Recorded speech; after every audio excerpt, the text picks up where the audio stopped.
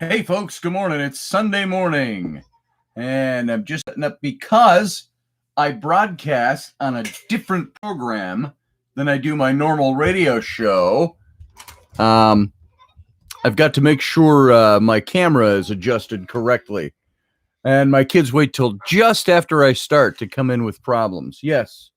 Since we turned on one episode and only one of Bunked, Flynn jumped on me and he started punching me and hitting me. And I'm like, why don't you let me watch one episode of that? Because he got to watch all day yesterday. Okay, I'm going to do my radio show. Daddy. You guys, there are 3 TVs you can be watching right now. Daddy, Flynn kept pushing me right here. Yeah, Flynn's kind of a jerk in the morning, so there you go, folks. A little bit of familial bliss that goes on. If you've got kids, you know the struggle. And my 10-year-old son likes to push his sisters around when he doesn't get what he wants. He's not violent or anything like that. He's just being stupid sibling stuff. And it gets old because, they do this stuff usually right after I start broadcasting or something like that. So, yes, the struggle is real. But I was saying I'm in a different program to do my live broadcast on Sunday morning than I do for the pre-records that I do for the weekly episodes. And I use a completely different program for that.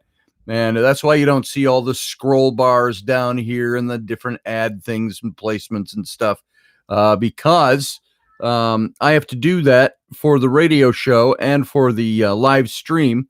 And I've got to adjust, and every program picks up the camera a little differently.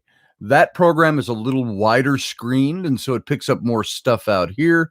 When Rocky connects with me on his program, it's a different setup. When JV Johnson connects with me, he makes it a square, so you're only seeing this much. And so everything's just a little different.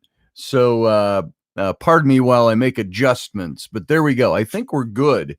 And pending further interruption by my children who cannot work out who gets to watch what on the TV, despite them having a TV in the main room, a TV in their bedroom, a TV in mom and dad's bedroom, which mom is, I think, still trying to catch a little extra sleep in the morning on Sunday, which they probably will not let her do because they're going to have to go bring their case to her if I didn't satisfy them. And you know how it goes. Dad, so-and-so's doing this. Dad, they're doing this. And I say, hey, stop the fighting, figure out what you're going to watch, or go use the other TV up in your bedroom.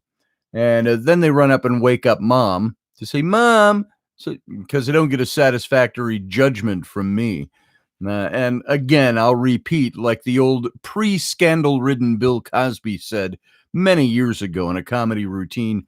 He says, when you're a parent of children, he says, you no longer look for justice, you look for what makes quiet. That's pretty much it around here. So I have to stop my kids from yelling at each other, and it's mostly over who gets to watch what, in which case, if I'm not already embroiled in something, I just turn off the TV. I say, let's turn it off. Let's read a book, go play outside, play a game, do something else, or figure it out, guys. This is life's conflicts. You can figure this out, trust me, without being nasty to each other. But it's kids. What do you do? So I want to say good morning to everybody. It's nice to go live at least once a week. Audrey, nice to see you, my darling. Roger Rabbit, good to see you as well. I hope you're doing well. We got Leslie. Good morning, Leslie. And always, as always, thank you for your support of this show. And Teresa, good to see you. And what I say by support with Leslie, she throws us a few bucks every week through the donate button, and that helps our cause greatly. I appreciate that because, and I'm not crying in my soup or anything here, but as you know, all I do on the radio, nobody pays us for this, and or either Rocky or I. And we occasionally get advertisers that'll throw a few bucks our way. And that's why I promote my stuff. That's why I promote my tarot readings. That's why I promote my illustration and design business. That's why I have a little button that says, if you enjoy this show, Not going to charge you for it, but if you have a few extra bucks and you want to throw it this way, that's fantastic because it helps sustain what I'm doing here. And I try to stay on a schedule and I try to make things regular enough. And if you look back over the last, I launched the radio show about, well, it was August 19th was the first day we did the official radio show with Odyssey Radio Network. And that show I've done 5 days a week since August 19th, with barely missing a beat. I think I've had 3 shows where I've had to bail out and we've had to play rebroadcasts, either because I was sick or because I had something else going on that conflicted and I couldn't get to the show and so on. I believe it's only 3 times we've missed a live broadcast, even though it's pre-recorded. And by pre-recording, when I do the daily show, I only do that because of my work schedule and my workload. I'm usually up at 4 or 5 in the morning and I'm doing my stuff.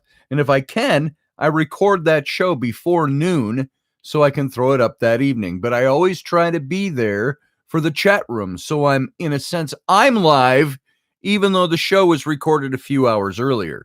And I hope that that goes well for everybody. The only problem with doing it that way is that we can't do the live interaction like we can right now, where I can say, good morning, Teresa, or good morning, Leslie, or good morning, Audrey, or good morning, Roger, and all of that. And because I can see you all. And Susie Q, great to see you. Susie Q helps run this chat room, by the way. She is one of my administrators, and she comes in there and she takes care of business.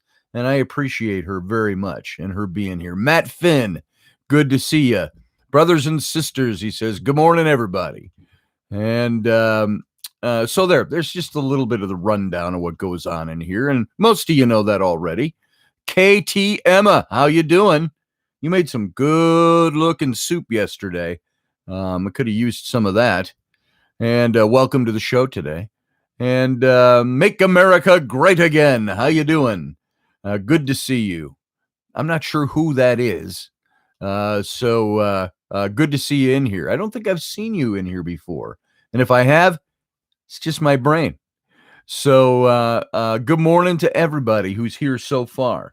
And this morning is going to be like every other morning. Going to talk about a few things. I got something kind of fun I want to go over that has to do with that guy over my shoulder, that basic topic. About, as you all know, because I reference it many times, one of the books I wrote, I co-authored with John Ward, my friend who is a British archaeologist. He and his wife have a huge site in south of Luxor on the Nile. It's a big site. It's an old quarry site that dates back. They have things going all down through the dynastic period in Egypt and before. They've got things going back 10,000 years, epigraphic stuff, for lack of a better word, over on their site. I remember one day, and I may have said this before, but we were sitting over on the west bank above the Nile, and their site spans both sides of the Nile. And this is the old quarry site where the Egyptians in dynastic times would quarry sandstone, dense sandstone, and they would ship it downriver, which is north, up to Luxor. And so a lot of the temple was built in Luxor. The ruins that you can go visit today were built out of stone from their quarry. But the interesting thing about this is it's not just an old quarry where you see marks of big stones having been hauled out of there, but it is almost a library, if you will, of inscriptions placed there by the people who were in charge of that particular quarrying operation, or by different officials of the day. And that's mostly over on the east bank of the Nile. But over on the west bank, facing the river, you've got all these shrines that are lined up. There's about 30 of them that run all along the west bank. And so I've been through all those. You've seen some of the pictures I put up. And I can't put any photos up here in this program because of the software I'm using to go live on YouTube. But maybe this week I'll throw up some pictures of that site of Gebel El Silsila. So I don't know where I was going with that, other than to say that I wanted to say it. There you go. I don't know. I rabbit trailed off of something there. Maybe if you all know where I started, you'll get it. Barry Chad, good to see you this morning. And more people who are coming in. Electra, good to see you this morning. And donuts. Oh, man. If somebody actually brought in real donuts, that would be amazing. Except donuts are my downfall. That's the thing. I always said, and I told an old pastor friend of mine many years ago, it's about 30 years ago, and when I went through my first divorce, and I told him that I said, I've got two weaknesses in life. I said, they are naked blondes and pastries. I said, you give me a naked blonde in a fur coat holding a box of pastries, I'm gone. So, not much has changed, except I've extended that. It's not just blondes anymore. It's blondes, it's brunettes, like my wife. It's redheads. It's, you name it. Sometimes even bald. So I'm a guy. So there you go. We'll leave it at that. And so this morning, I wanted to talk about a little bit about, that's why I brought up Silsila, John Ward. He and I wrote that book together, The Exodus Reality, and I don't think I have one of them here on this shelf. No, I don't. The ones I have are all in a box down there below the desk. But, maybe they're right here. Should I grab one? Maybe I'll grab one. Hold on. Because they're right here in this big box that I have a few copies of this stuff left on hand. And the only reason I have these is because I get a few books from my publisher when they get published, but on occasion I do shows and events, and I bring books along with me. And so I ordered about a year and a half ago, I ordered a couple of cases of these. So I had them to bring to shows of all my books. But this is The Exodus Reality that John Ward and I wrote. Now, this microphone could be in a better place. So there it is, The Exodus Reality. And there's John Ward and me on the back cover there. You see us up in the corner. And the little write-up about the book and all the different testimonials it got. And you've seen this before if you're a regular to this show. But this book is it's filled with the pictures of our travels when we went and we spent a month over in Egypt to write this book. And it's got some great color sections of the book, as you can see. And they're all laid out very nicely. And it shows the different things we did and the places we went and so on. And one of my favorite pictures of John and I is, right here. That's over at Karnak Temple in Luxor. And we saw several different places. We went to actually 23 different places at the not Luxor Temple, the Karnak Temple complex in Luxor. And we looked at different things that applied to the story that we were writing about. And we had two different views on Moses. There's John and I got to show you that one. That's John and I and Sheikh Barakat. That's over at behind us is the little range of mountains that back right behind that is Serabit el-Khidim, which John and I both think is the biblical Mount Sinai. And the Sheikh owns that area and runs that area in the Sinai Desert, out in the middle of godforsaken nowhere. But I've got this article that I saw. I get this magazine, and I didn't bring it in with me. I get Biblical Archaeology Review, and it's not a biblical magazine. It's not, a faith-driven magazine. It's a magazine that deals with archaeology of biblical topics, and it's the Biblical Archaeology Society. And so don't let the name throw you in that some people will look at that and think, well, that's a Bible magazine. It's all about the Bible and faith. No, it's about the archaeology of things that are found in the Bible. And a lot of these people, they range from Jewish archaeologists to Christian archaeologists to archaeologists that are just historians, and they want to know what the facts are behind some of these things. And so I get lots of information. And today, just yesterday in the mail, I got my latest issue of Biblical Archaeology magazine. Hey, Sean Bowden, good to see you. Nice to have you here. Don't know if I've missed anybody else here along the way, but welcome to the show this morning, everybody. Before I keep proceeding, and we'll hopefully jump in from time to time and say hi and look at your questions or your comments and things like that. But I've got this article up in front of me, and if you'd like to see this, you can go to biblicalarchaeology.org/magazine, biblicalarchaeology.org, and you'll get there. And you can subscribe to the magazine. You can't really read the articles in full unless you're subscribed and you sign in and so on. But I've got this up in front of me, and there is an interesting article here that is entitled Brick by Brick. What did the Israelites build in Egypt? And that's a big question. And many of these locations I've been to. I was there with John Ward on a couple of different trips to Egypt. And then we took a trip. Some of you have seen some of the pictures on the statue of Sekhmet in a dark alcove that's at the Karnak Temple complex. And Sekhmet was the lioness god, the goddess of war. She was a warrior goddess, but also a goddess of healing. And she's got the big sun disk over her head. And that shot was taken almost completely in the dark, except for about that big square. There was a little opening in the top that let sunlight come down in. And at the same time, there was also some light coming in from outside. Let me close the door. It's getting a little noisy out there with wife and kids. Apparently, she has been woken up by children, and so she did massages all day yesterday, and that kind of wipes her out. And so she was sleeping in a little bit this morning. And it sounds as if, by the tone of her voice, that the children woke her up with their little conflicts. So more power to Rainey. Send out a little energy for Rainey this morning.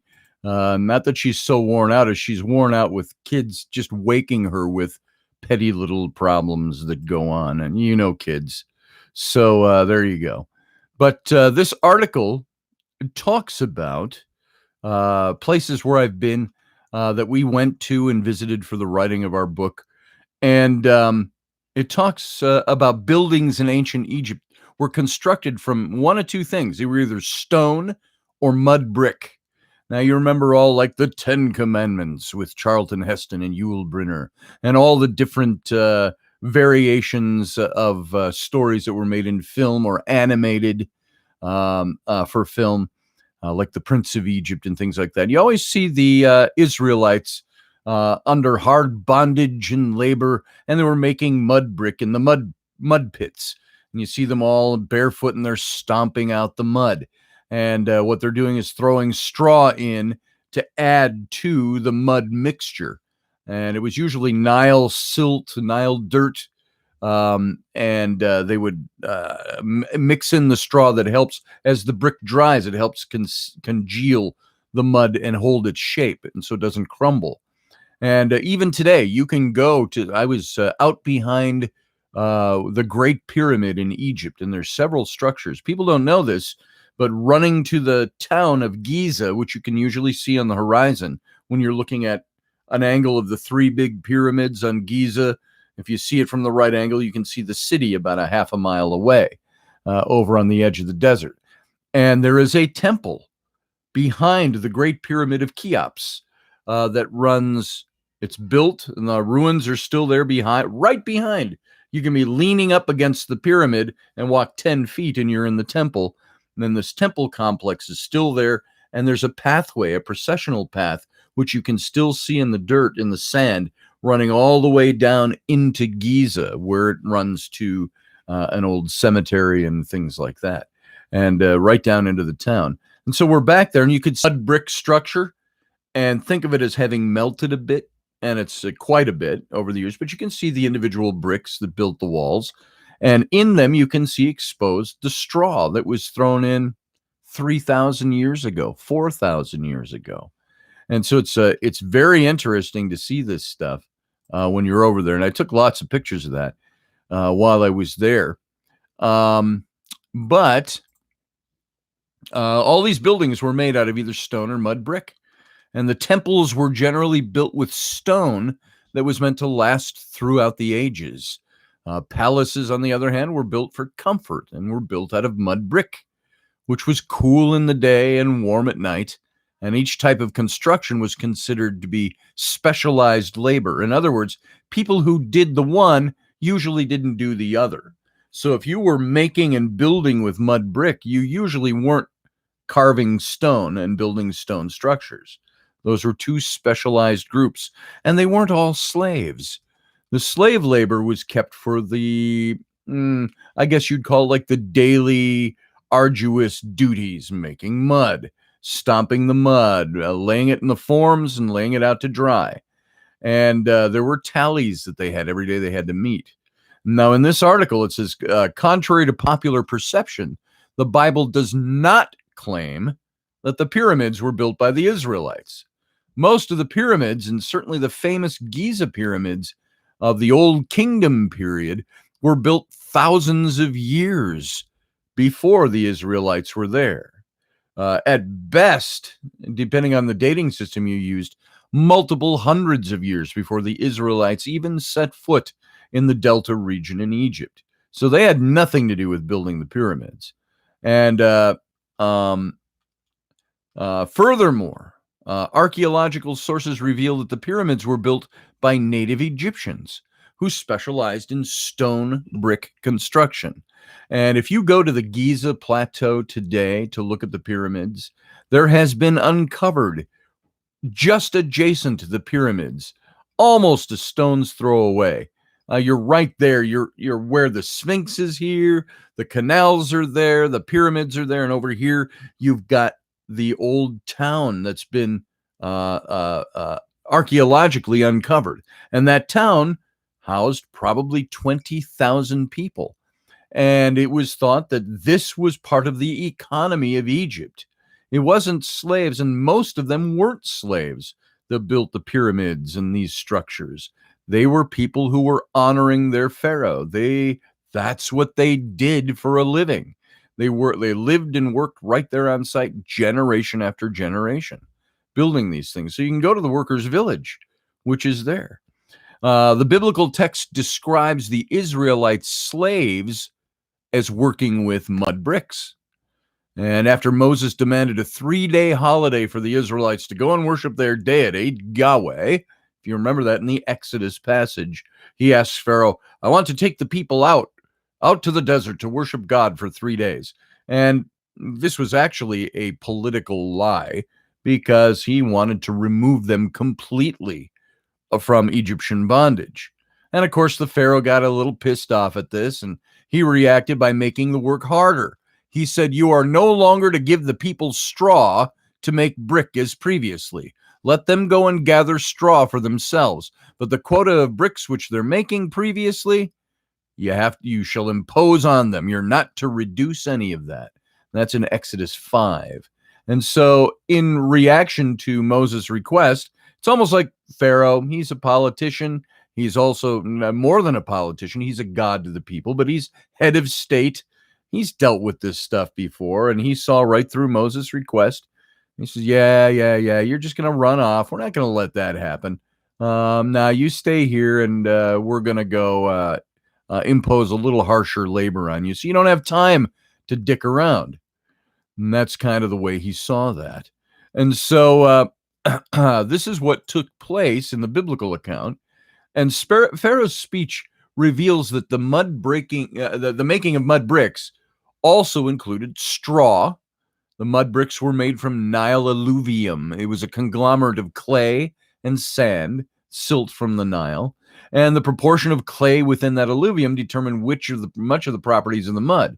And when the content of the clay is proportionally high, bricks can be made without the use of straw. They'll stick together. But when the content of clay is low, as is more typical, straw was added to prevent a brick from falling apart as it dried.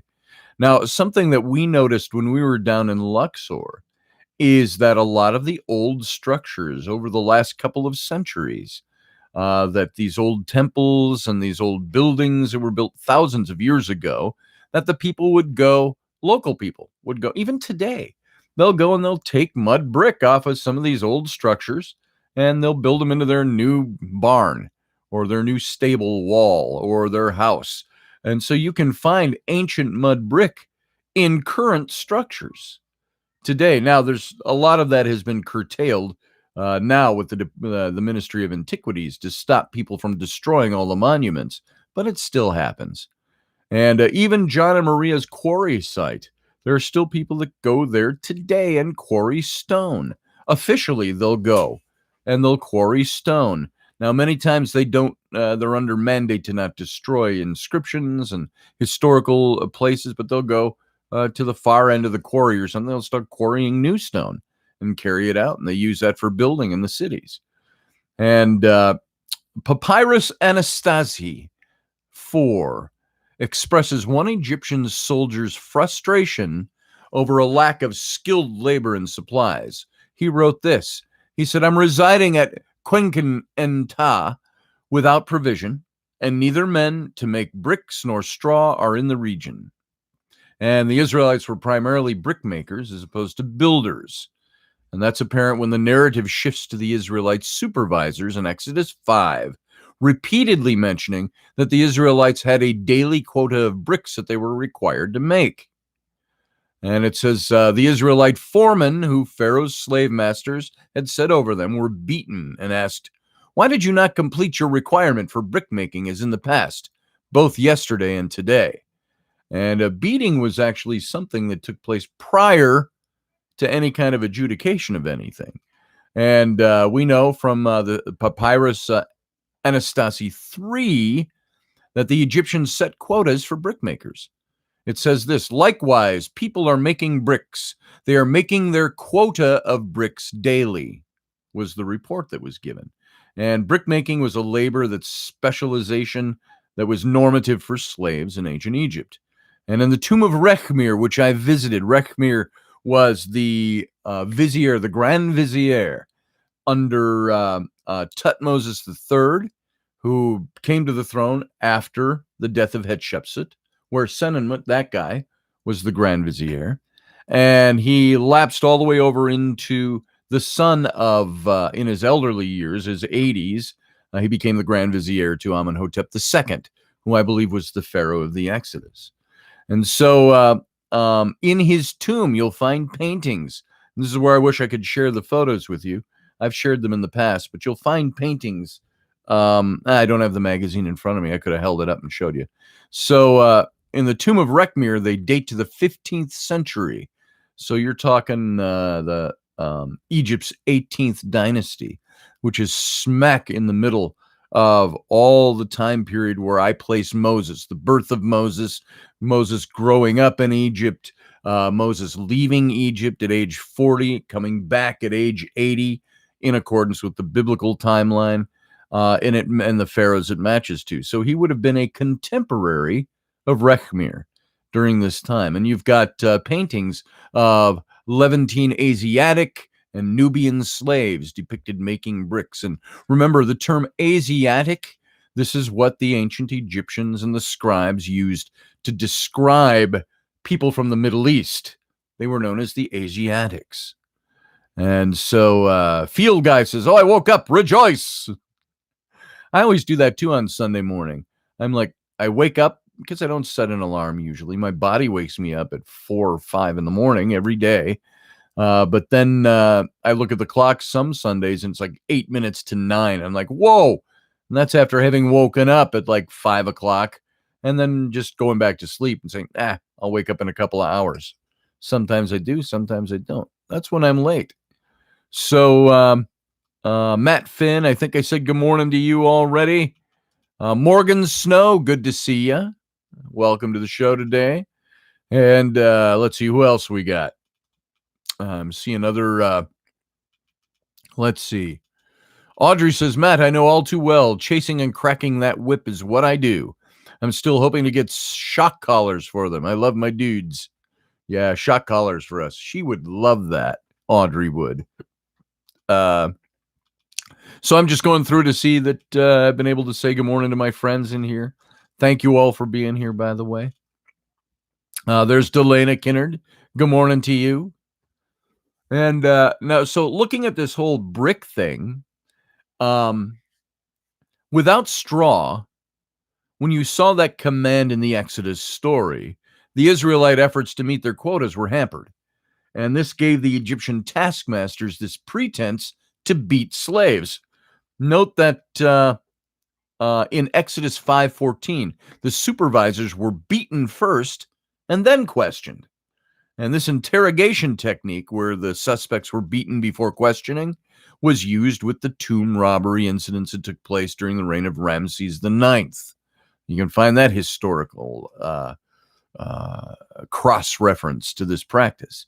And in the Egyptian mindset, one could guarantee that questions would be answered truthfully only after a severe beating. I wonder about that with my kids sometimes. Hey, okay, everybody line up. I'm going to beat you with a stick, and then I'm going to ask you who did it.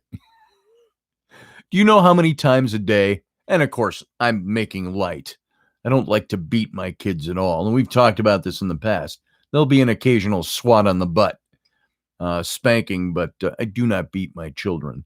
But there are times you're like, oh, if only I could beat these children. And that's usually because we're angry, not because it's really going to help. But in the Egyptian mindset, you could guarantee that questions would be answered truthfully only after a severe beating. Papyrus BM 10052. This is recorded several of these types of interrogations.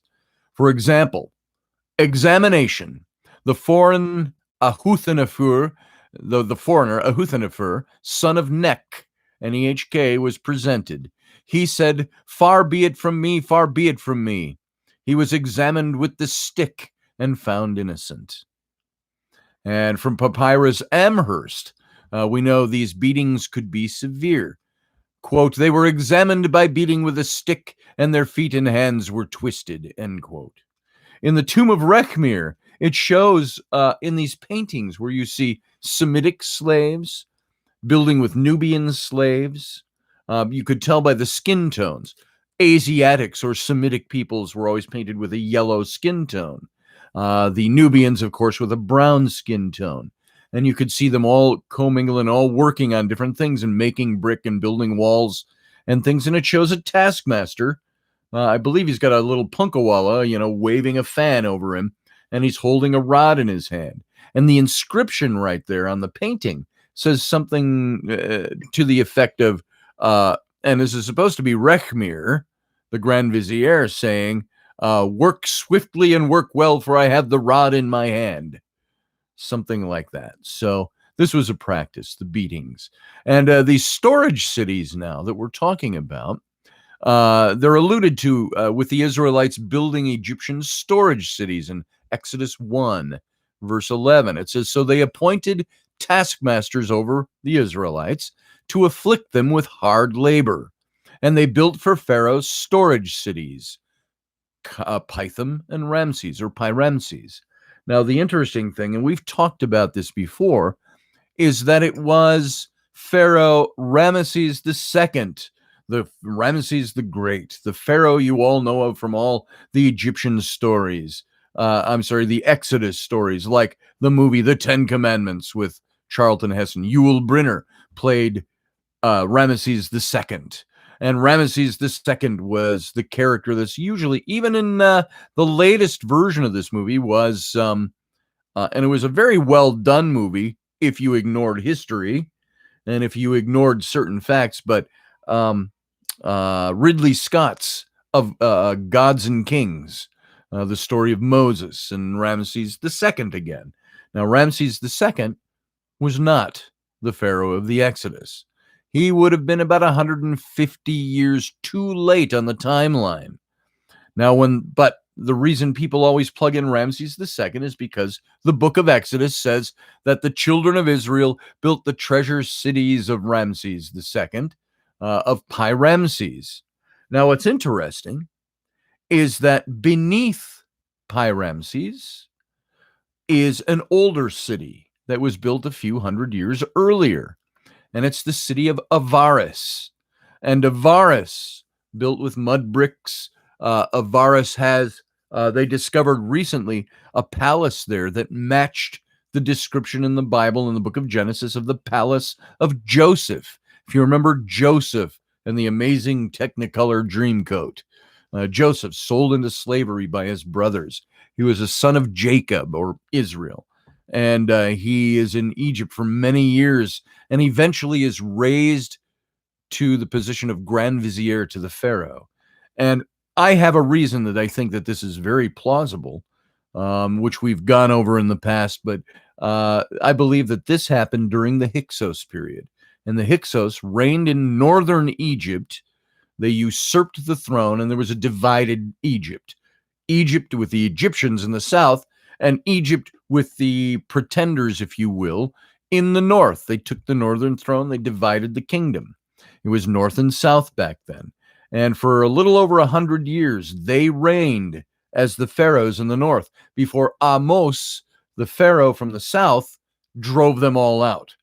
And it was Amos, I believe, was the one who was responsible for enslaving the remnant of the Hyksos, which included Asiatics and the people from the Middle East, including the family of Jacob, the family of Israel.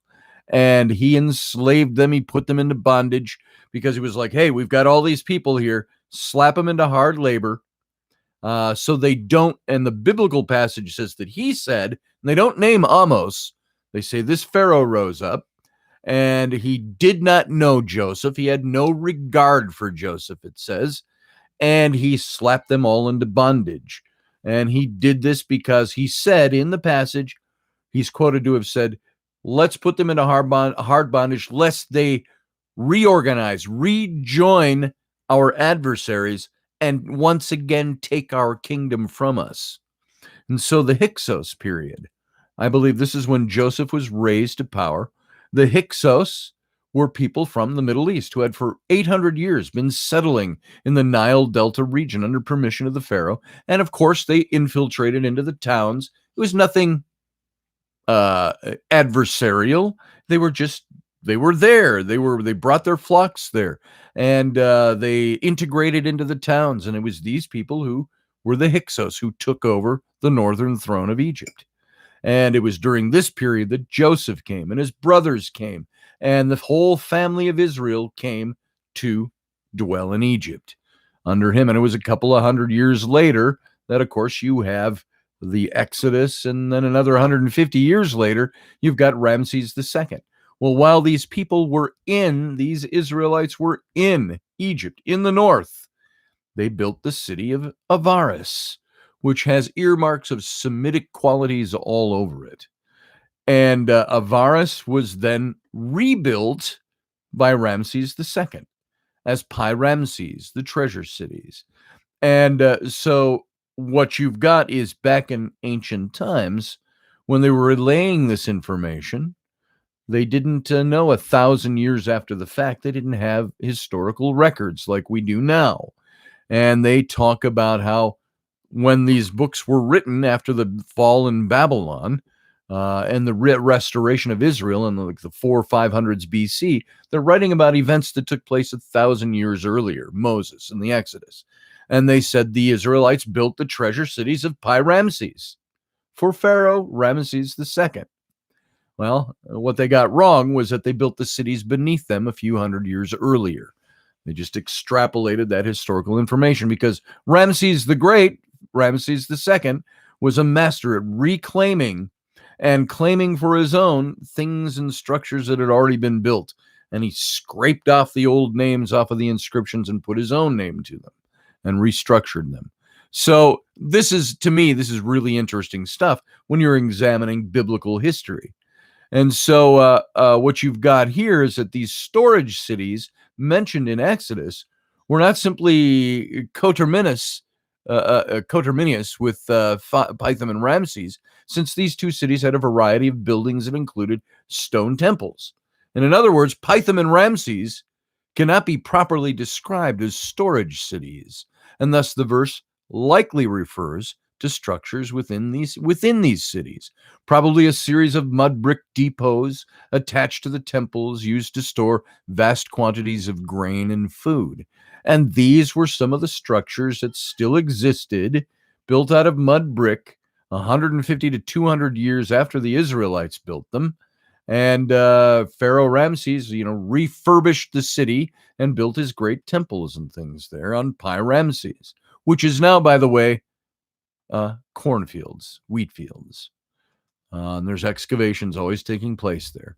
So that the Bible refers to these structures as cities instead of merely buildings is likely a consequence of the magnitude of these projects.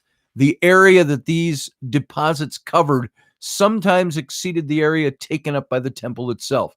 And so examples of storage depots can be found surrounding several mortuary temples. For example, the Ramesseum in Luxor. Now, that's a place where I've been. I've got several photos of the Ramesseum, and it's made out of mud brick structures. And I'll show some pictures this week about this. We'll maybe hit on this just for in one of the shows to talk about this. And so, yeah, Susie Q says she would decorate for all holidays like an idiot over the top. Oops, I thought you meant over the top of old things. So maybe you weren't talking about exactly it. Stone Temple Pilots, asks Leslie Hoker. Yeah, pretty much. And so, let's see. I'm just looking here at some of the things people have to say. Some things just aren't as fun to do when you no longer have children at home. I'll agree with that, Leslie. I'll agree with that. And so, let's see. Yeah, kids. So, anyway, my kids are up and around, and I was going to make them pancakes when we were done with this show, but I think Rainey is probably already at it since they woke her up nice and early on her sleep-in day. Coffee. All right. So the reason the temples needed such storage depots was because Egypt had a barter economy. They didn't use money, and any temple cult only lasted as long as there was food to make offerings and feed the priests. And storing food for offerings was essential for a temple to continue operating. And so many of the temples in Egypt could not rely upon state support once the king died. And this was especially true of royal mortuary temples. And so when the king died, work on most royal building projects and the collection of food for offerings simply stopped. And for example, the reliefs on the processional colonnade at Luxor Temple started under Tutankhamun, King Tut, and they were never completed as originally planned because of the death of the king. And this is in contrast to the major institutional temples that acted as administrative centers, such as Karnak Temple Complex, which were supported through perpetual land grants and had a constant supply of offerings. In the storage cities ensued a constant supply of offerings for a king's mortuary and special interest cults following his death. So given these circumstances, Pharaoh's command forcing the Israelites to build these storage depots was more than just slavery. It was a command to make Yahweh's chosen people labor in service to the gods other than Yahweh. And so this is what you saw when you had Pharaoh Amos the First increasing the workload on the Israelites. And he said, the Bible says he had no knowledge of or had no care for who Joseph was, the patriarch, because Joseph was part of the Hyksos period. And when the Hyksos were driven out, he wanted no remnant of them, except those who were left over, who weren't the soldiers, who weren't in the ruling classes and so on, and they made them slaves. They brought them in. So, Patch, good morning. Good to see you. And Morgan Snow and everybody else in there. I don't know if we have anybody new that's dropped in since I took a look back. Let's see. Just seeing if there's anything else here that's more exciting to get at. What does everybody have to say? Matt Finn, yes, the Egyptians were historical revisionists, indeed. There was a thing called erasure. And what you would find on a lot of these temples is that the next pharaoh down the line might claim a temple to be his own. And they would do what was called erasure. And remember, this stuff was sandstone. Most of these temples were built out of this hard sandstone. And they would take and they would scrape off inscriptions, and they would inscribe their own with the name of the new pharaoh, who would claim that building or that temple or whatever it was for his own. On stone structures, they chiseled them out. If you take a look at Hatshepsut, the female pharaoh of Egypt in the 18th dynasty, you take a look at her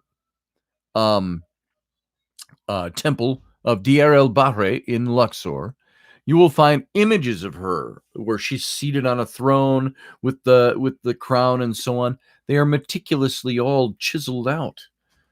I think I may even have, even though this is kind of a rinky-dink way to show this, let's see, I may have that. Well, I know I have that in this book where I show the chiseled out versions of Hatshepsut. I'm looking for it here. In her own temples. Okay, this might be hard to see. These were some of the black and white photos in the book. But if you take a look at this, you can see the head and the crown, the shoulders and the body down here, and how all of these images, if you look really close at the photos, you can see they were meticulously chiseled out, because Tutmosis III, when he came to the throne, chiseled out all her images and claimed her temple for his own. And then his son, her grandson, went ahead and finished the job and chiseled out a lot more. So, and of course, if you're on my Facebook, you've seen pictures of the mud brick structures like this here. This is at Karnak Temple. That's not mud brick. Where everything was built out of mud brick. And I've got pictures here somewhere of John Ward and me. Here we are. That's just one shot of us. We were just having a lot of fun with this. We went to where they make mud brick today, by the way, the same way they did thousands of years ago. And they still build out of them. There's John and I. We're ankle deep in mud here, and we're stomping out mud and mud bricks, and they would lay them out.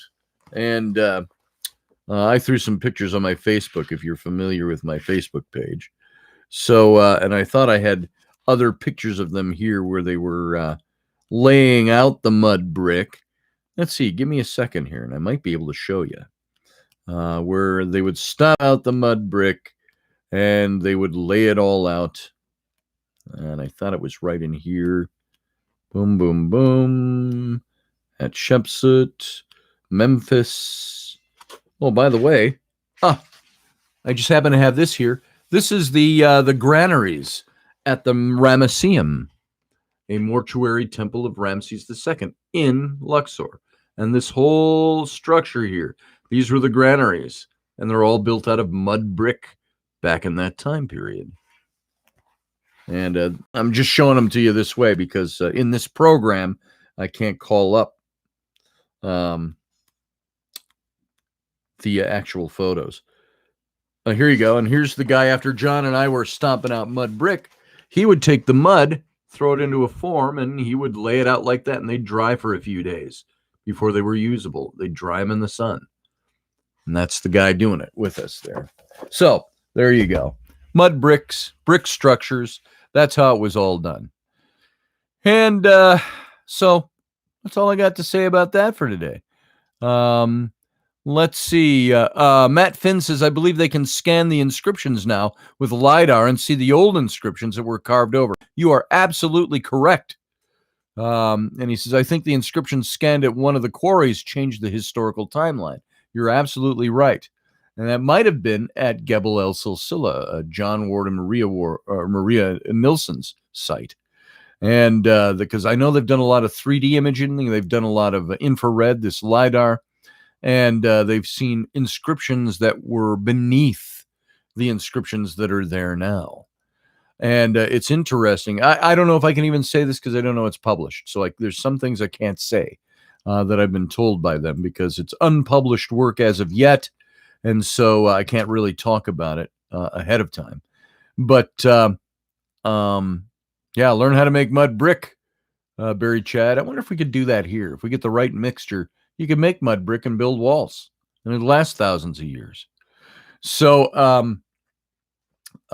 yes, one of the most famous of these types of erasures where you will see a current image, and when you apply infrared or this LiDAR scanning, you can still find traces of the old inscriptions on the stones beneath. And what you've got is, if you remember the Abydos lintel, that lintel piece that shows what people think are what looks like a helicopter, a military helicopter. What's the term I'm looking for? It looks like I can't think of a Black Hawk type of a helicopter. And right next to it, what looks like a UFO or a flying saucer. And next to it, something else. Well, what has happened is there was erasure there where they took off old inscriptions. And I've seen all the infrared photos of this where they've shown the different layers. It's actually made up of 3 different layers. And what happened with the top layer is the latest layer eroded a bit, weathered. And so you're seeing all the little remnants of everything that make up what looks like a helicopter, what looks like a UFO. And then when you divide them from the 3 different periods, the 3 different layers of erasure, you see that there were different images beneath that added to the new eroded image that made it look like propellers of a helicopter or the curvature of a UFO, stuff like that.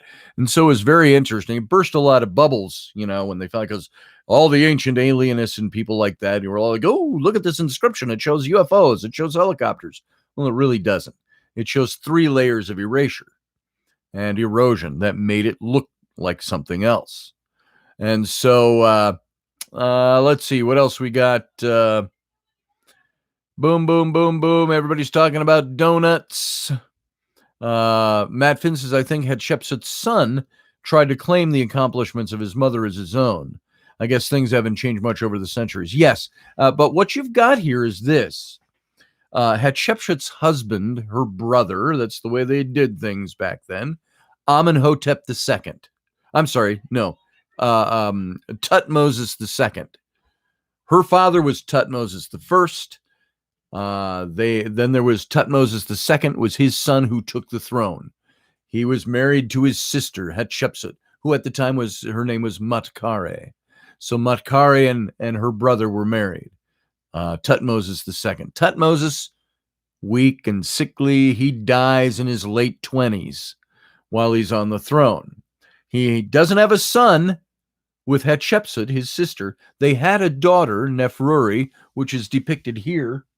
This is Nefruri here with Senenmut. Senenmut was the tutor, the royal tutor, who she later made the Grand Vizier. But when her husband dies, her brother, he leaves one male heir, and that was by a harem wife. And his regnal name was Tutmosis III. He was to take the place of his father, but he was only 3 years old or thereabouts at the death of his father, Tutmosis II.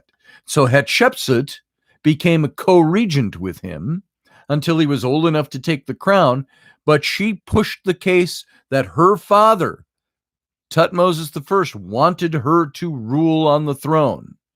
And she eventually, what she did, she sent her stepson, Tutmosis III, up to Memphis, up in the north, the Nile Delta region, the palace in the north, to be raised and tutored and so on up there. And she claimed the throne for her own. So about 6 years, so about the time Tutmosis III was 9, she took the throne. And she ruled for another 20 plus years as the pharaoh of Egypt. She is the one who she would dress in the king's clothes, a men's clothes. She would wear the fake beard. that you see in all the sculptures. It was symbolic. And she ruled as a king, as the pharaoh. And she, in effect, deposed her stepson. But the interesting thing about this is as you look at the next 20 to 26 years of her on the throne and her son, the rightful pharaoh, Pharaoh Tutmosis III, growing up in northern Egypt, it was a great time of peace in the kingdom. There was never a rivalry for the throne that was overt anyway. She even placed him as he grew older, he was the general of all her armies. And he never led a coup against his stepmother because he recognized her as the rightful pharaoh at the time and that he would come into being pharaoh at the right time. And she died when he was right around 30 to 33 years old, somewhere in that range. And then he took the pharaohship, his rightful place. And one of the first acts he did was he started scraping her images off of her funerary temple of Deir el-Bahri. As a matter of fact, I got a picture of that temple here. It's this temple here, and you've seen it before if you've followed some of the readings I've done from this book and other things I've talked about. This is a picture of her temple. You can see that. That's Deir el-Bahri, and it's set against that's the Theban mountains there. Right on the other side of those cliffs is the Valley of the Kings. And, of course, they superimposed this image and her cartouche on top of it. Actually, it's the cartouche of Tutmosis III, I think. Yes. And so that was her temple, and he took and scraped off all her images, but he left off at a certain point. He was just establishing, I am the pharaoh now. And this gorgeous building built by this guy, Senenmut, who became the Grand Vizier, the Grand Royal Architect, the High Priest of Amun, and 92 different titles that were given to him by Hatshepsut. This is the guy I believe became Moses. After he disappears, when he's about 40 years old, he murders the Egyptian, buries him in the sand. That's not part of the Egyptian account. That's the biblical account. If all the dates line up, I believe this is the guy. Everything seems to line up date-wise. Well, he disappears from Egypt right around age 40. And here is this guy with 92 royal titles. He's got 2 grand tombs that he had been working on, neither of them finished. He was not found in either of them. And unused, unfinished tombs. One of them right outside, down the processional pathway from Deir el-Bahri, that big temple of Hatshepsut's. And but he disappears, and there's no mention in the historical record about him. And so when Tutmosis and Hatshepsut dies, either just before that or just after that, that might have been the catalyst for him going, there are political factions here. And he runs. I tend to think this, and some of this is my speculation, and I've talked about this before, but since we're on it, I believe that Senenmut, being the Grand Vizier of Hatshepsut, the female pharaoh, and having been so for 20 plus years, she brought him into her household as a tutor to this little girl here, Neferuri, the princess who died at age, they think about age anywhere from 11 to 16 years old. But she brought him into the household. Now, tutors back in ancient Egypt were not schoolmarms. They were generally former generals, former high political officials, noblemen who were brought into the household of Pharaoh to teach the young princes or princesses. And so the young princess dies. And Hatshepsut comes to the throne after the death of her husband. What does she do? She names Senenmut the Grand Vizier, which is in essence, it's kind of like a prime minister, but the pharaoh in the place of Pharaoh is what this meant. And she named him 92 royal titles she gave this guy. Now, there is also speculation that there was a love affair going on between Senenmut and Hatshepsut. And I've talked about this before. If you were to do a cross-cutting of Deir el-Bahri, her temple, look at it from the side, and the big mountain range here, well, small really, and on the other side is the Valley of the Kings. Well, Hatshepsut's tomb is here, and it goes down, it's some 90 meters, and it's down in here. His tomb over here in front of her temple goes down the same depth, and there's like a wall of stone between their two tombs. This is what Senenmut did at her death, or prepping for both of their deaths. And that's an unused tomb. I've been there. This is where that experience of mine took place that I've told you all about. Was at his tomb. Well, anyways, back into the story. Senenmut disappears for whatever the reason. Egyptian record for all of his glory, all of the buildings he built, all of the statuary around Egypt that are attributed to Senenmut. There is no mention of what happened to him. No mention that he died. He's not buried in his tombs. Just nothing. And all of Hatshepsut, his queen's images, are wiped out. Very few of them left standing in Egypt. And then, not long ago, they discovered, well, we're talking decades ago, but they found in a pit in Luxor 9 statues of Senenmut. Most of them where he's holding the young princess in embrace. And his name and his inscription is on them. They found 9 of these statues buried in a pit. Now, here is the theory that Egyptologists have gotten to, is that Tutmosis III, just to establish the fact that he was now the pharaoh and not Hatshepsut, removed some images of her, scraped off her name, put his own name on things, and so on. Well, then he left off, and he went into his reign. Well, now it was his son, Amenhotep II, who, when Tutmosis III was now in his late 70s, early 80s, in his dotage, getting sickly, and he became co-regent with his son, Amenhotep II, the 18-year-old. And there was about 5 years before the dating of the Exodus took place under the reign of Amenhotep II. And he was well into his reign on his own. He was no longer co-regent. His father passed away. But here is my theory, and I speculate this in the book, is that if all these dates are correct and this dating system is on, Senenmut, if he is indeed Moses, fled Egypt 40 years earlier, and according to the biblical passage, returned to Egypt as Moses, the deliverer. 40 years later, it would have fallen smack into the first 5 years of the reign of Amenhotep II, the son of Tutmosis III. The son to Hatshepsut, under whom Senenmut reigned as the Grand Vizier. And so if he indeed returned and was recognized at all, he leads the people out. He leads basically a slaves' revolt, and they leave Egypt, takes them all out.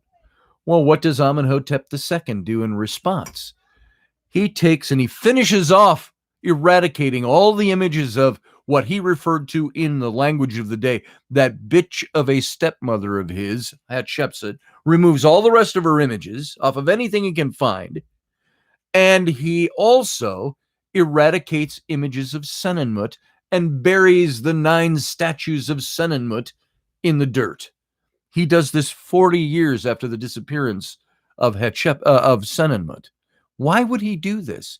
My speculation is that he did this in reaction to Senenmut having returned to Egypt and led the slave revolt. And he eradicates all images. And about the only images left intact of Senenmut that are still on the walls of temples is at that temple, Deir el-Bahre, Hatshepsut's funerary temple. There were these big stone doors on the Holy of Holies, twin doors that could be pushed open. And they worked on a system you can still see carved out of the threshold and the lintel above, places where there were depressions for hinges to have been placed that would open these doors. And I believe this was by design of Senenmut. He designed this temple. If you open those doors into the Holy of Holies, they cover what's behind them on the walls. Because the doors open just the same width as the narrow Holy of Holies. If you shut those doors, there are inscriptions on those walls that were missed if you didn't know they were there. And so at the time, when Amenhotep II was eradicating all the images of Senenmut and Hatshepsut, these doors were still there. Because when you open the doors, way down in the front corner of the Holy of Holies, down at floor level, on both sides, was an image of Senenmut kneeling, his cartouche, the cartouche of Hatshepsut, and he refers to himself in inscription there as I, Senenmut, the one true friend to the queen. And he says the rest of what he's going to say. And it's repeated on the other side. And those were missed because in the day, those doors opened flat to the walls and nobody saw those inscriptions. Now, that's the speculation as to why those were left there. And so it's very interesting stuff. But then in those cliffs you saw up behind the temple, there's a little, what they call the workers' cave. And you go up there, the public is not allowed up in there, but because I was with John and Maria, archaeologists in country, and we had friends in the Ministry of Antiquities, they let us go up there. They came with us up there into the workers' cave where you can see inscriptions by the workers on this temple doing graffito of Hatshepsut and Senenmut shaggin', for lack of a more polite word for a Sunday morning. They were down there and they showed a picture of Senenmut standing with a huge erection, and he's got Hatshepsut bent over the stonework. She's wearing the headset of the pharaoh with the snake and with the little fake beard, but they show the triangle of the genital region blackened out. It was done in paint up there, and in a triangular shape. And Senenmut going to town on Hatshepsut from behind. And so there was this graffiti in the day that the temple was being built, that the workers, it was already very well known that the queen, the pharaoh, Hatshepsut, and her grand vizier were already doing the nasty. And so those were rumors that existed back in the day. And so I've got pictures of that. I was going to put that on a t-shirt once, the inscription of that. And I did all the artwork for it, but never did it. But anyway, yeah, dance like an Egyptian, baby. That's right, Teresa. And so it's well known that there was a relationship between them. And remember when I talked about not the vision at Saqqara, but the one at the tomb of Senenmut. This was right outside the temple of Deir el-Bahri, Hatshepsut's temple. And where I felt that, and I had the tears. It was linked to Philip Coppens. Later, we found. I was told by Philip's widow that she and Philip were going to Luxor. They were supposed to be there when John and I were there. We were planning to meet up, but he died of a angiocarcinoma, cancer of the heart, which came on rather suddenly. They were writing a book about the relationship between Senenmut and Hatshepsut. And so it was a very well-known thing in history. So anyway, I have asked some scholars about this. We had Kara Cooney on our show, John Ward and I, on the Intrepid radio program years ago, 5 years ago, 6 years ago. And I asked her about this, and she just kind of poo-pooed and brushed it off. She wrote the book, The Woman Who Would Be King, about Hatshepsut, a remarkable historical woman. And she just kind of poo-pooed that. She said, why get into the speculative when we have all this history? She didn't want to answer those questions about the possibility of them being lovers, about Senenmut possibly being the historical Moses, so on. She just brushed it off. So anyway, there you go. That's I think that's about all I got to say about that. I spent about an hour talking about this. Very interesting history. When you look into biblical history and look at it as history through the filter of history, as opposed to the filter of faith, you see a very efficacious story. And these guys were real guys doing their real thing. All right. So, Teresa, funny you mentioned Walmart. It was the crazy lady dancing to Love Shack in Walmart just the other day. Nice, Leslie. Maybe that was you I saw. So, Yeah, and you can dance if you want to, but just don't leave your friends behind, says Matt Finn. Let's see. Which card cures a hangover? I have no idea, Iowa. If I knew that one, I'd have used it a long time ago. So let's do this. I'm going to do 3 readings today. If you're around and you want to do a reading, a 3-card reading, let's do them now. And then I hear so much noise out there. I think I should probably get my butt out there with everybody else, even though I'm excused on Sunday mornings for a couple of hours for doing this show. But let's get the cards out. And 50,000 years of validation, says Barry Chad. Indeed. So here we go. Joyce, good to see you. Nice to see you here today. I don't think there's anybody else I haven't said good morning to. That's the nice thing about doing these live shows is I can interact with you. So Matt says he never leaves anyone behind. All right. So let's do a few readings here. Let's see. Let me write you down. If you want a reading this morning, give me your name. Tell me in the chat room that you'd like one right now, and I'll get 3 of them. So Rhonda, welcome. Good to see you. And KTMA, yes, live long and prosper. And Joyce says, do the pyramids seem much older than they want to tell us? I think so. I don't think there's any big conspiracy there. I think that they've pretty much been dated to be around, 5,000 years ago. So you're talking about 3,000 BCE. Now, there are some people who contend that they're older than that, much older than that. But we don't know for sure. I don't think there's any conspiracy where, like, they don't want us to know.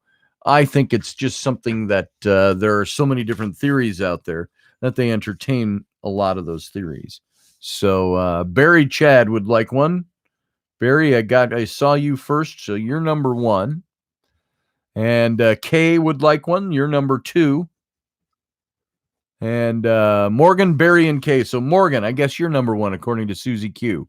There we go. So there's my 3 for today. So we're going to go Morgan, Barry, and Kay in that order.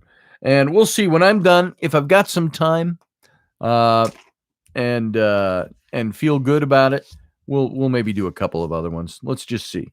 Let's go one at a time here. Morgan, you are on deck. So let's get to shuffling up. I want to shuffle cards for you.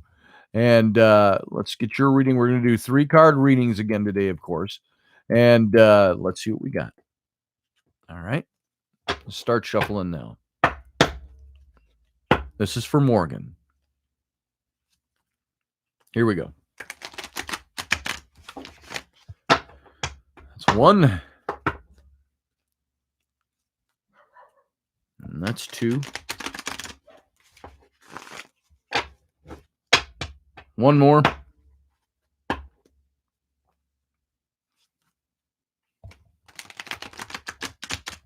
And that's 3. All right. Now, Morgan, if you were here, I would have you put your hand to the deck and cut this deck for me. I'm going to do that on your behalf, which I'm assuming is with your permission. And we'll go this way. Boom.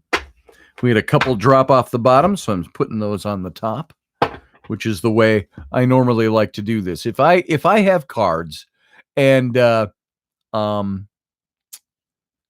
they fall off the top or flip out of the deck or anything like that, I like to put those on the top of the reading because I feel that maybe something is indicating that that's something that I need to do. All right, let's go here. Let me get to my live streaming window. Here we go, Morgan.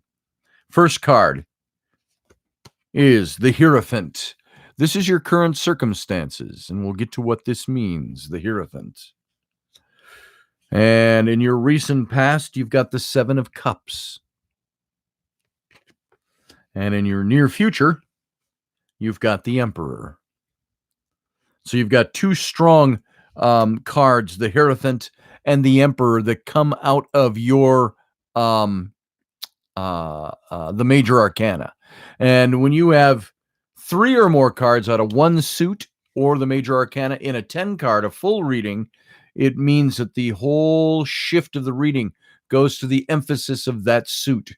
When you have 2 out of 3 cards, 2/3 of your cards in a mini reading like this that are both of the major arcana, what that tells me is that you are you've got almost like God snapping his fingers in your face, saying, "Listen to this. This is a message, a higher spiritual message, something that you need to listen to." So it's like, listen closely to this now.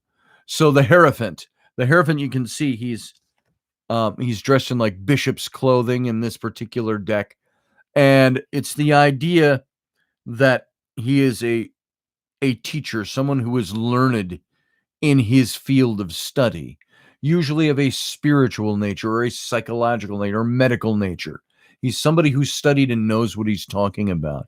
And there's value in an ambition from your past.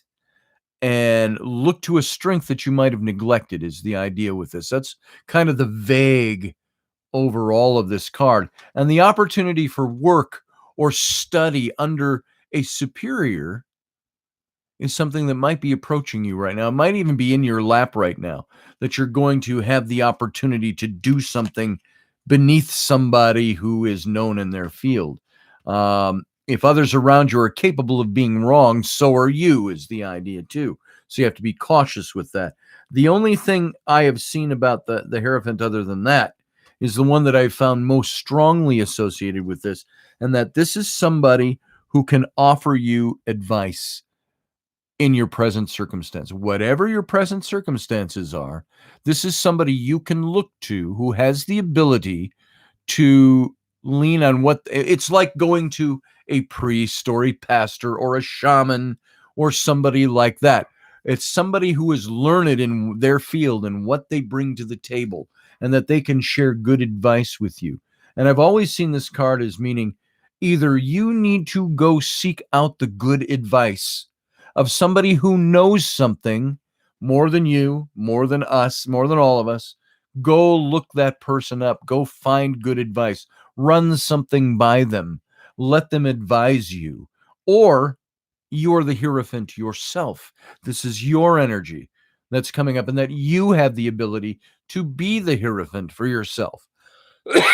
But of course, many times, it's always good to bounce things off of people.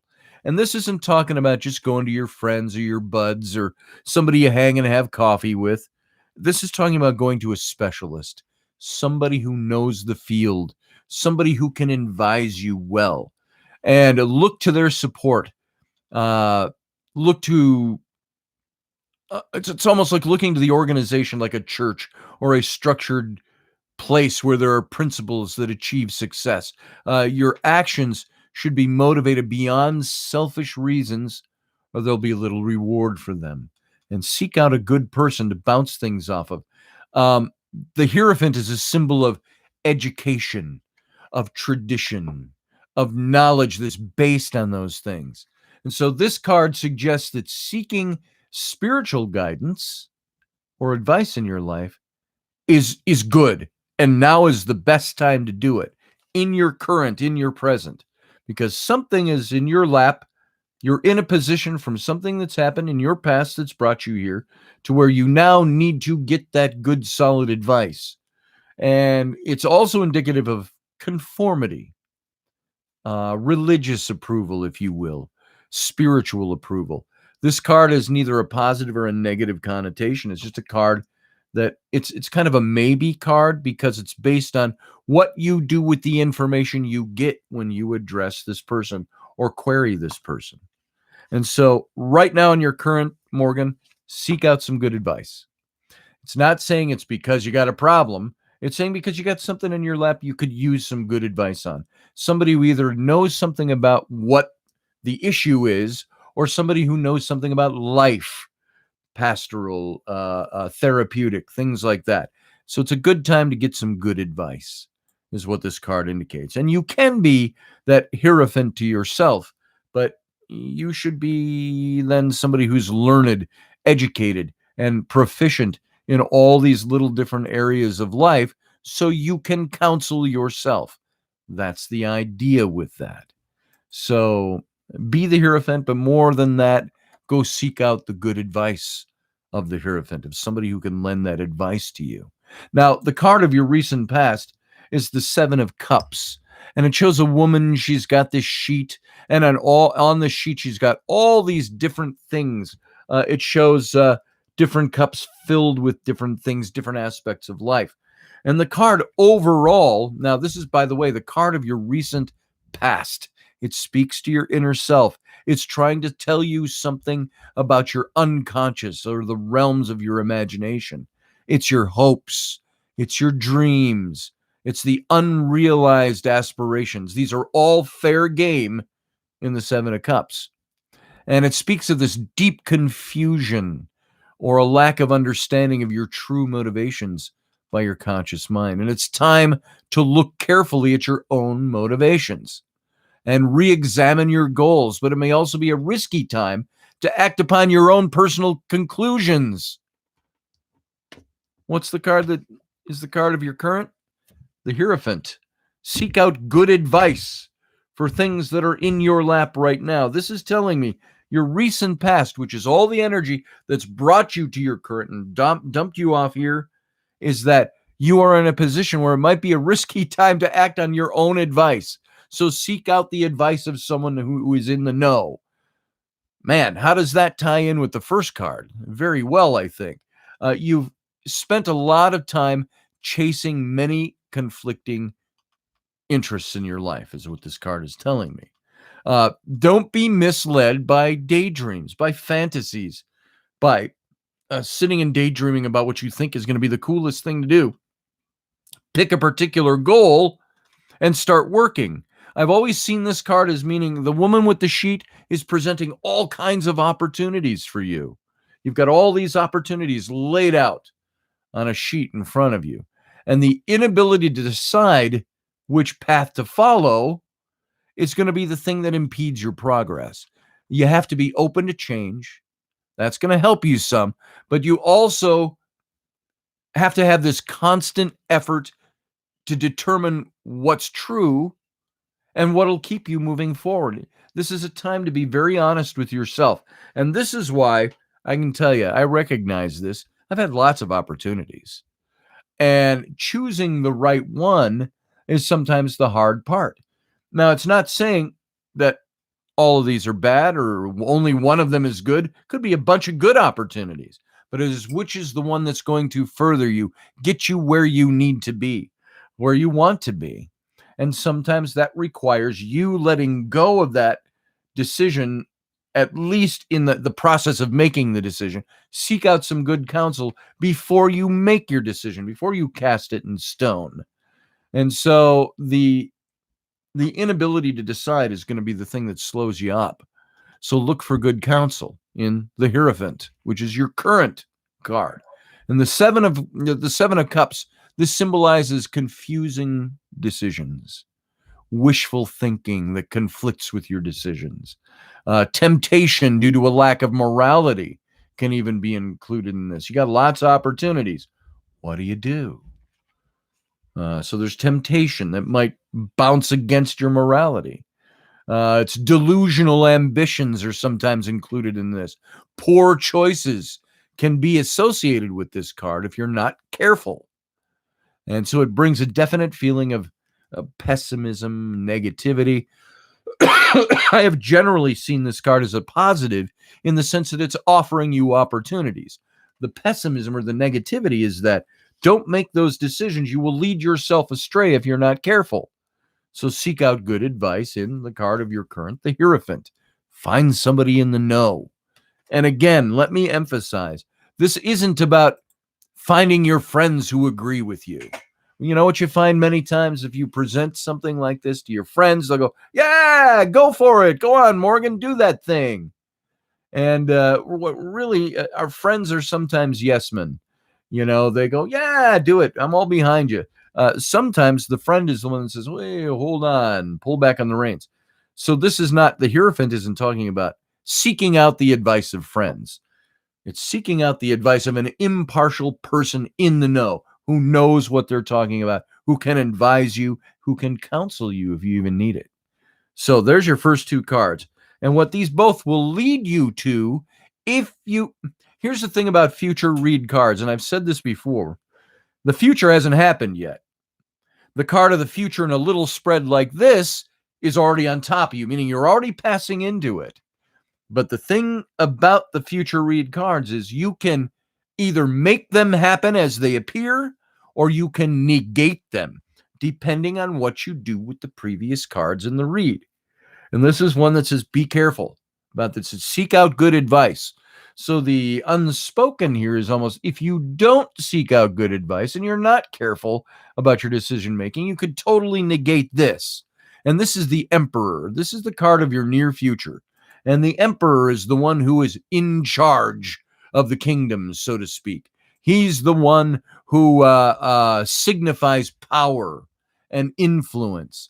He's generally male in nature. This could be somebody who represents a male figure outside of you.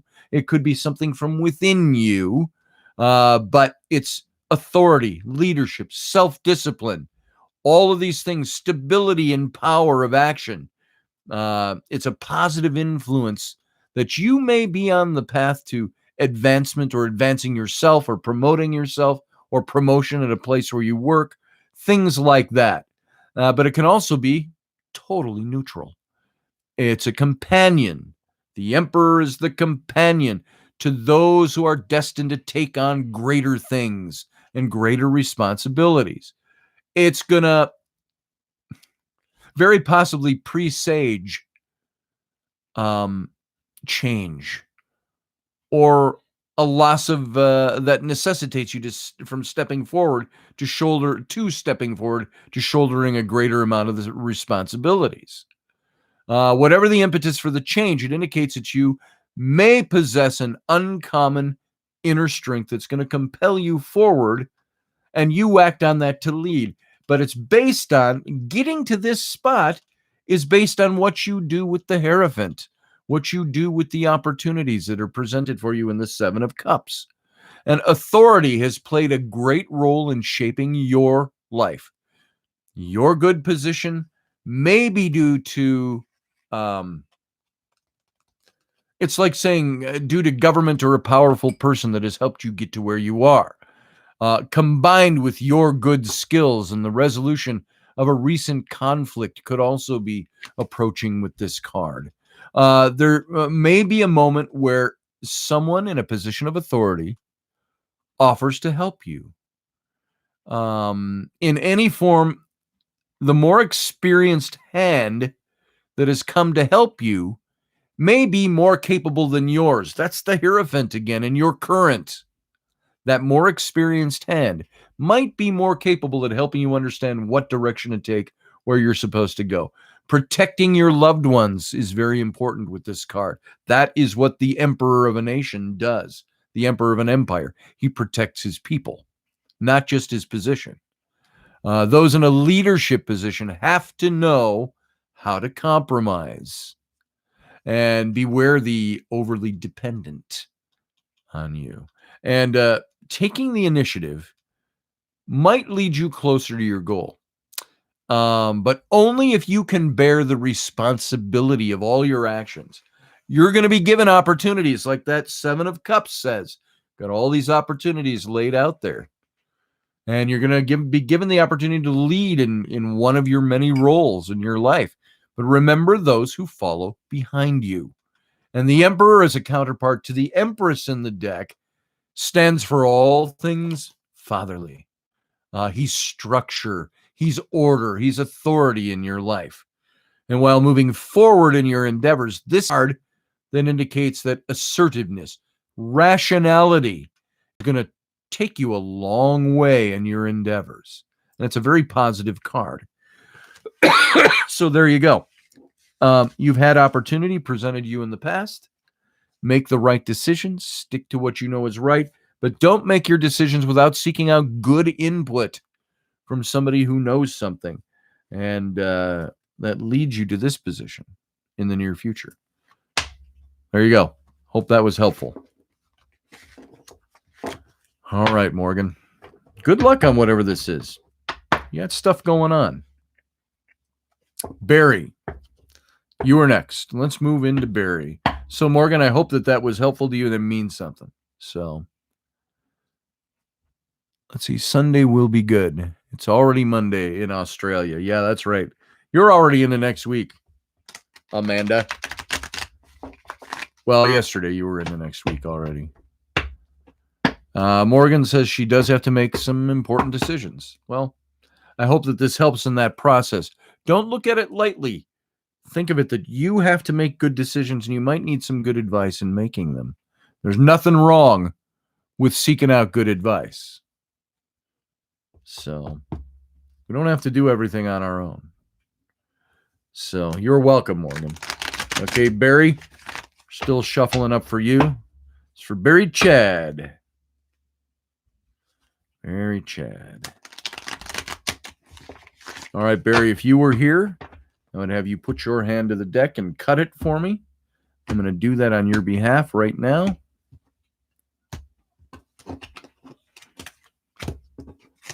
Let me restack these. Here we go. Ready? Here we go, Barry. Who says time travel is impossible? Says Matt. Here we go.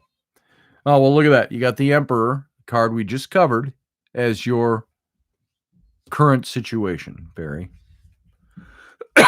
You have the Knight of Cups as your recent past. And for your near future, you have the Eight of Wands. All right, the Emperor we just covered. The Emperor is somebody with authority, the person who has to look out for the good of his empire. He's the one who has to make the decisions for the greater good, not just necessarily based on what he wants. And so your current situation is that you are the one who has the authority to create that great role for your life. You shape your life. You're in that position. You're in a position where you are either the one that's going to resolve conflict, you are the one that's going to move you forward. This is your current right now, Barry. There might be a moment where there's something that's being offered to you by somebody who's in a position of authority, but in any form, the more experience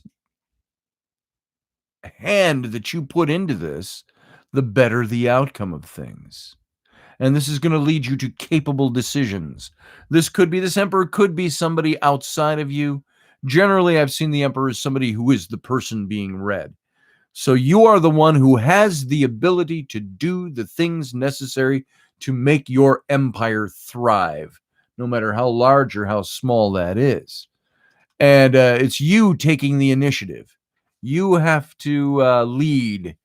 You are the one who has to bring yourself to the goal, but only if you take on and bear the responsibility of all your actions. You are the one who is accountable for your deeds, and you're the one who has to be the Emperor to make the decisions necessary to make things go forward, to move forward. And sometimes that involves unpopular decisions. Do you think emperors always made popular decisions with the people? No. Sometimes they had to make the decisions that were the best for the people. It's like, and I've used this illustration with the emperor before, it's like having your empire is being attacked. You have to go to war. Now, that's a negative, but let's use it as an illustration. You know you have to send all of your armies into the fray to preserve the empire, to defend the empire. And you know in making the decision that many of the people you send to defend the country are going to be people who also die. So there are sometimes unpopular decisions. There are sometimes the negatives of the positive decisions we need to make. You have to pick and choose and make the right decisions for the greater good, as opposed for the good of a singular person or the one or yourself only.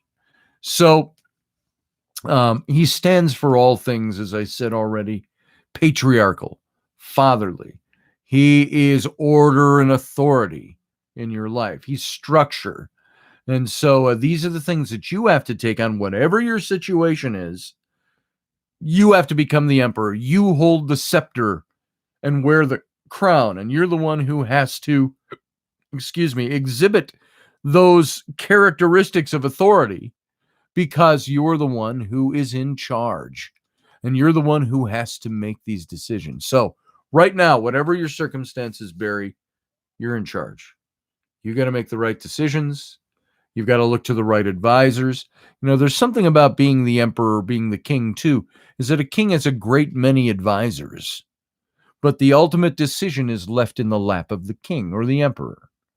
Even in the Solomon in the book of Proverbs said the wise man surrounds himself with a multitude of counsel, but in the end, the buck stops with you. So no matter how many people advise you or counsel you, the decision is yours. So you have decisions to make, things to do, rule and capacities in your situation that puts you in charge and in the driver's seat, so to speak. Now, this all comes from the card of your recent past. It's the Page of Cups. This is the energy that's dropping you off in the energy you're in with the Emperor right now. It's already taken place. It may still be happening, but it's the energy that's brought you to your current. And it really refers to you in the spread. You are the Knight of Cups. He's inclined toward art. He possesses a kind heart. He's introspective in nature. And by art, it doesn't mean you take daily trips down to the museum to look at artists. I'm talking about it involves the creative side of life, the artistic side of life, the finer things of life. You may let credit that you deserve pass on to others. And this might be because you're modest or shy, or you've got things going on in yourself that, you don't always take that on yourself. You let somebody else get the credit.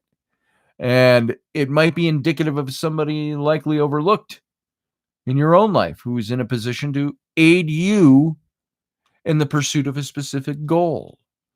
And although it's somewhat dependent on his position in the reading, and here, the recent past, the page is generally the bearer of good news. So this is a guy who may have brought you in your recent past, still sitting on it live right now, some good news for you. And this is what the pages did. And there's this idea that you already have that can be developed further for greater results is attached to this card. Your awareness of the obstacles before you is going to lead you to an understanding of the best ways around the obstacles. It's good news that's coming your way. It's going to remind you of the importance of a fresh outlook on life, on your situation here. You're going to see the humor in life. You're going to remember the healing power of laughter, as kind of campy as that might sound, or sing-songy as that may sound. This guy reminds you to laugh your way through. It's like, don't sweat the small stuff because it's all really small stuff. And we can laugh at all the things going on around us. We get too serious, what happens? We implode. And so be prepared for an upcoming opportunity is what this card is telling you. This Knight of Cups. I'm sorry, he's the Knight of Cups, not the Page. And I've been saying Page, but I've been talking about the Knight. And so he is the guy that is giving you an important offer, an important presentation. You are the one that is responding to that. It might be sudden. It might be unexpected. And your strengths, your intellectual capacity, your self-determination and power is going to be the stuff that's all wrapped up in this. And you have to stay focused, and you have to follow your most passionate beliefs, and they're going to lead you and progress you towards your goals. You're going to find peace and deep, meaningful connections with other people. And the Knight of Cups is a romantic. He is compassionate. He's a dreamer. He brings along all these great new opportunities with him, or some sort of positive invitation. And he represents self-acceptance. This is the ability to laugh at your past, the ability to have a good sense of humor, the ability to see the things that have come and gone, and you're still here, you're still doing. And he represents this arrival to finding the proper path for your life. Doesn't matter how old you are. And it's a very positive card. And this has led you, of course, to the Emperor, where you are the one who represents the power and the authority in your life. And so I think this is a very positive card in your past that's dropped you off in your present, all revolving around things that you've wanted, things you've worked for, getting there, attaining the power, relying on what you already have inside. And that leads you into the Eight of Wands as your near future. And the Eight of Wands is that you are in the position to start preparing yourself for an abrupt. Remember, we're talking about this sudden stuff coming to you, news coming, good news. It's sudden, it's new. This card represents in your near future the abrupt increase in the pace of your life. Things are going to pick up, and things are about to get very busy for you in your near future. And it's going to happen quickly. It's going to progress quickly. You're going to experience a few delays, but not many is the idea with this. And the conclusion is likely to be very successful for you in whatever's going on with this, where you've had the Knight of Cups lead you into the Emperor. And it raises the possibility of needing to travel for relationships, maybe. And those relationships could be romantic because of the presence of the Knight of Cups, who's seen as a romantic. It could be a romantic thing. It could be a work relationship. It's things that stir your passions and the emotions within you. And all things being considered, this is a really good card to have in a reading, as long as you're willing to buckle down and go to work. And by the direction of all this, the wands, they're all pointing upward. I had always put the term upward mobility attaches to this card. And there are past goals which will not be able to move you forward because they're in the past. And you have to think of the change that's going to bring you the most happiness. And the struggle which has been occupying you will pass. And peace is going to follow that. You're going to have peace of mind. You know, that peace of mind that comes with going, hey, I made the right decision. I'm doing the right thing. I'm going the right direction. That's what's coming. And again, built on the Knight of Cups, it's this amazing, exciting news that's arriving that breaks the calmness of your present. But now the exciting news was in the card of your past. So that's probably still on top of you as you're morphing now into the Emperor, as you are progressing upward. The discomfort of the change is the necessary thing to remove you from what might have possibly been a motionless life that you were living. Not really going in the direction you wanted to. Now something's happening, something's moving. And it's a new venture that's going to bring you future success. But you have to be ready to make the right choice in what's going to seem like a very sudden decision, or has already seemed like a very sudden decision. Or this new change that came on you suddenly from the cups is going to be the thing that's now thrusting you into needing to make sudden decisions. But not hasty decisions, but sudden ones. And so the Eight of Wands, this stands for some sort of journey or travel. It suggests events that are going to move you quickly and opportunities that are set to arrive unpredictably. You're not expecting these things, at least not in the way they're going to come.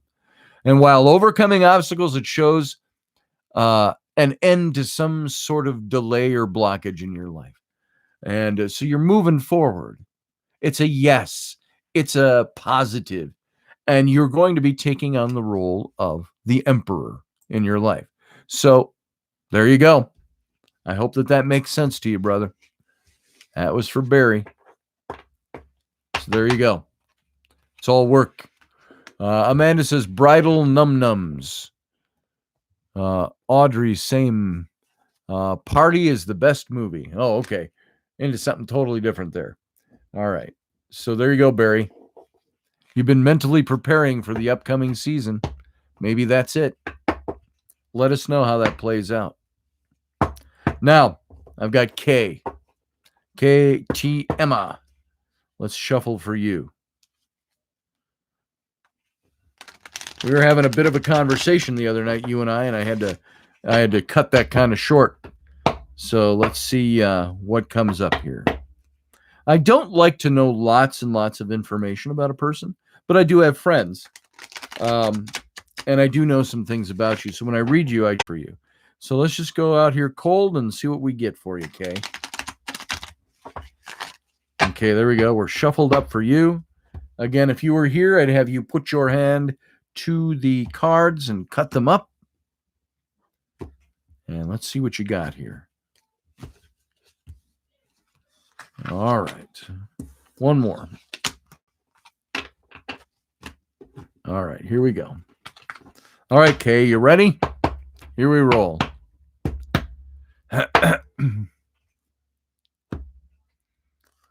All right, Kay. Your current state of affairs is the Four of Wands. Your recent past is death. Now, death never means literal death.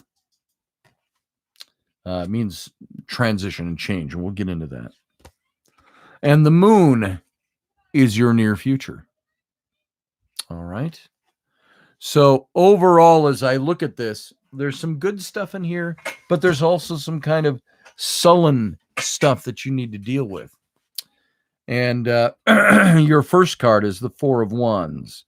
And the Four of Wands again, is that suit of your inner emotions. I'm not talking about the passions of relationship and things like that, but this is all about your inner drive, the things that move you emotionally.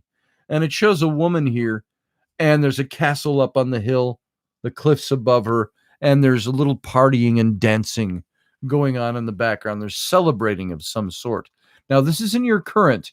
This is a card that speaks to peace and security, but peace and security that follow in the wake of things that have already taken place, usually in the smaller aspects of your life.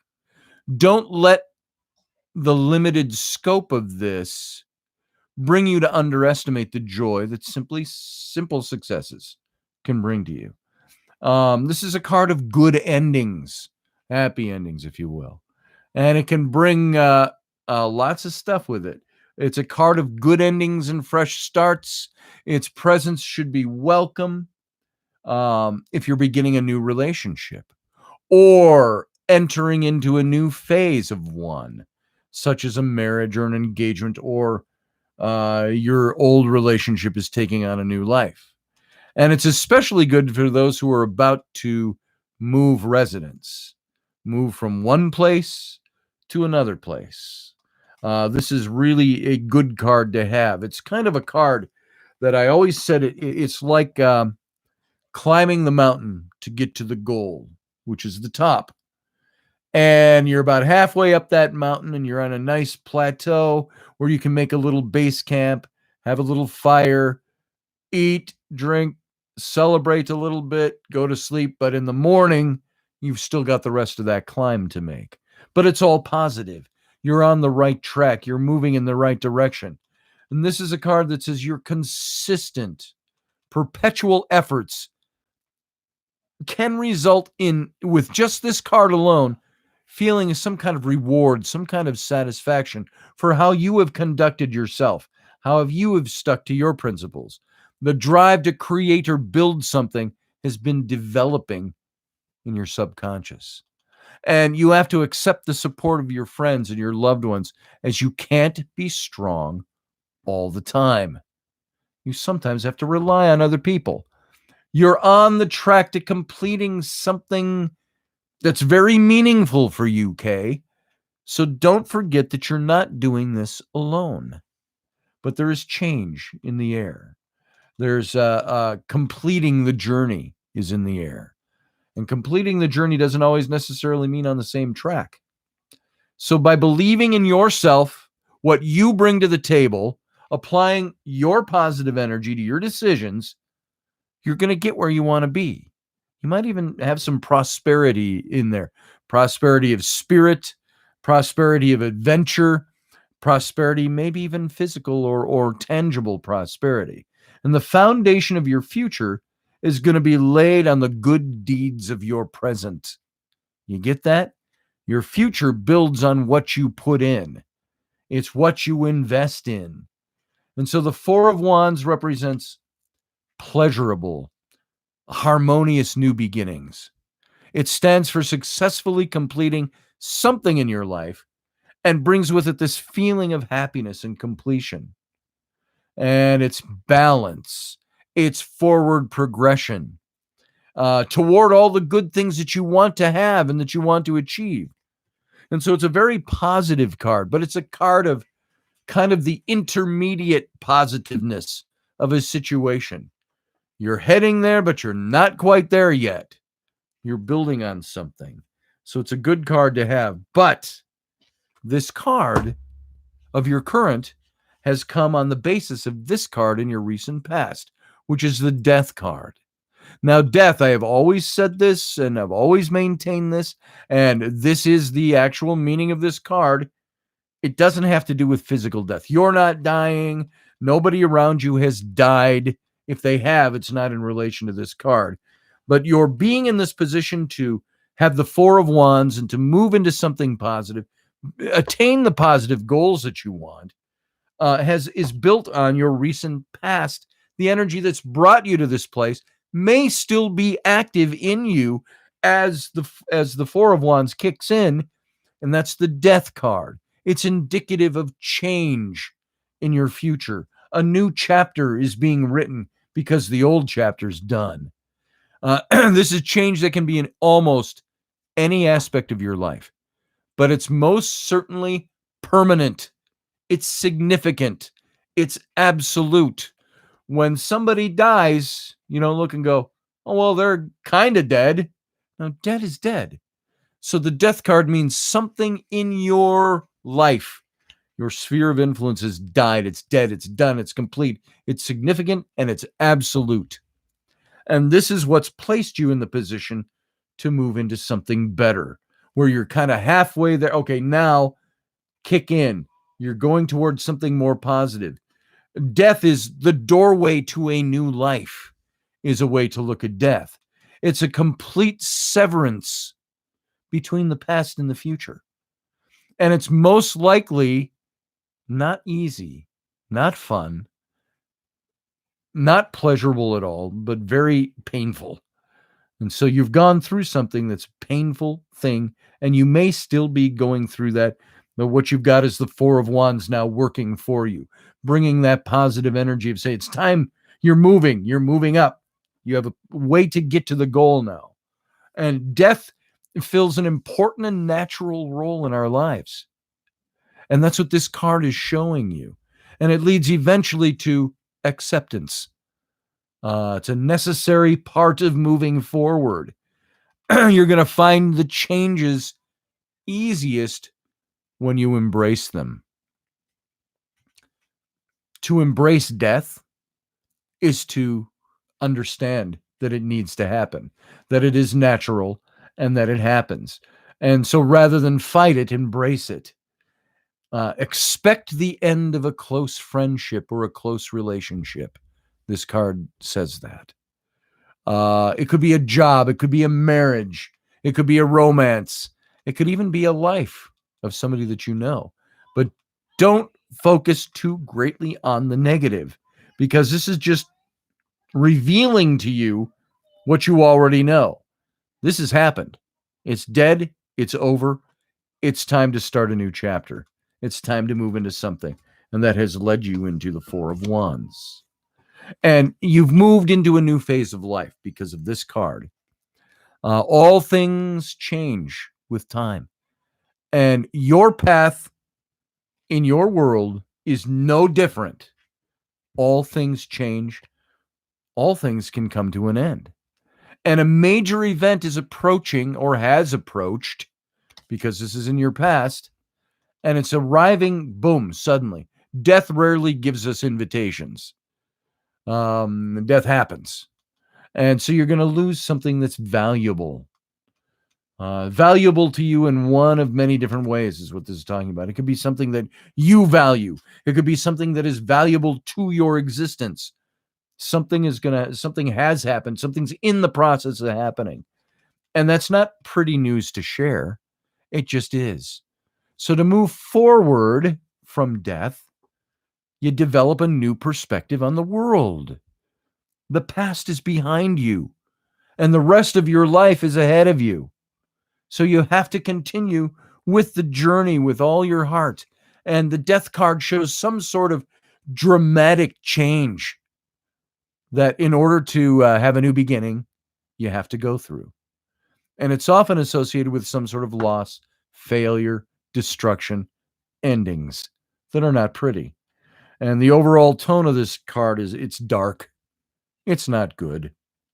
But the results can be good because it ends you up in the Four of Wands. It ends you up with reasons to have some celebrating.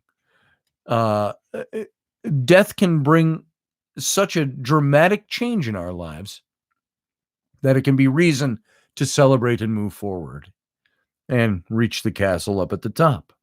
Now, the problem is in your reading here, and I don't mean this to be bleak, but this is what the cards say. Your card of your near future is the moon. You can see here. It's kind of a melancholy card. It's something in your life that you're passing into this. Even though you've got the Four of Wands working for you, you're passing into a time that's not what it seems. It's like dream state almost. There might be a misunderstanding on your part or a truth that you can't really admit to yourself. There's something that you've got to come to terms with that might be difficult for you to come to terms with. And it might also indicate something important is being kept from you by someone else. And this might be a source of worry or depression in your life. And the moon is a really strong indicator that you have to rely on your intuition to see through the subterfuge that's around you, the lying, the deceit that might be around you. I've always said about this card, the moon, it's kind of like moving into a new house and you love the house and it's beautiful. All your belongings are still in boxes. You don't have the sofa right where you want it, or the kitchen table's not set up. And it's like getting up in the middle of the night without any lights and trying to find your way through what's supposed to be familiar.